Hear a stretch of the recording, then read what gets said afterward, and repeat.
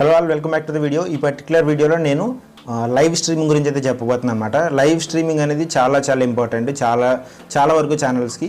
కొన్ని ఛానల్స్ ఏంటంటే faceless channels ఉంటాయి, టోటల్గా వాళ్ళు ఫేస్ యూస్ చేయలేరు కాబట్టి వాళ్ళు లైవ్ చేయలేరు. ఫర్ ఎగ్జాంపుల్ కుకింగ్ అలాంటివి అనుకోండి, మీరు ఫేస్ చూపించకుండా కూడా లైవ్ చేయొచ్చు. అలా కాకుండా ఎడిటింగ్ వీడియోస్ ఉంటాయి, ఎక్కువ ఎడిటింగ్ ఇన్వాల్వ్ అయిన వీడియోస్ ఉంటాయి కదా, కంప్లీట్గా ఎడిటింగ్ చేస్తారు, రియల్ వరల్డ్ కాకుండా ఎడిటింగ్ అనమాట. సో వాళ్ళకి లైవ్ స్ట్రీమింగ్ అనేది చేయలేకపోవచ్చు. బట్ లైవ్ స్ట్రీమింగ్ చేయడం వల్ల అడ్వాంటేజెస్ ఏంటి అంటే, ఎప్పుడైనా సరే మీ ఛానల్లో లైవ్ స్ట్రీమ్స్ ఎక్కువ ఉంటే కనుక మీ ఛానల్ లైవ్లీ ఛానల్ అని చెప్పి అర్థం చేసుకుని యూట్యూబ్ ఎక్కువ రికమెండ్ చేయడానికి ఛాన్స్ ఎక్కువ ఉంటాయి అనమాట.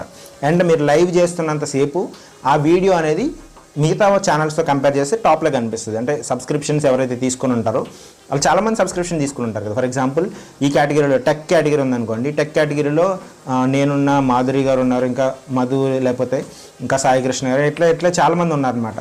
సో వాళ్ళందరూ వీడియోస్ రెగ్యులర్గా వస్తూ ఉన్నాయి.